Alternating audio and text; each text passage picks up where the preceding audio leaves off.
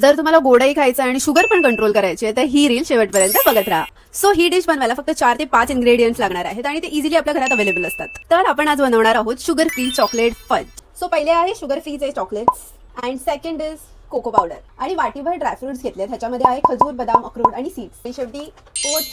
तर सगळ्यात आधी हे जे आपण ड्रायफ्रुट्स घेतले आहेत ते आपण मिक्सरच्या जारमध्ये टाकणार आहोत. तर मी यात ऍड केलं आहे कोको पावडर आणि ओट्स. एकदम थोडंसं चिमूटभर मीठ टाकते. तर बटर पेपरला थोडंसं घरचं तूप लावते जेणेकरून आपला फज खाली चिकटणार नाही. बॅटर बाउल मध्ये काढून त्याचा मस्त लेअर तयार करून घेतला. त्यावर melted sugar free chocolate spread केलं आणि फ्रीज मध्ये 20 to 30 मिनिट साठी ठेवून दिलं. आणि आपलं चॉकलेट फज रेडी झालेलं आहे. सो आता आपण याला बटर पेपर मधून काढून घेऊया. दिस इज रेडी.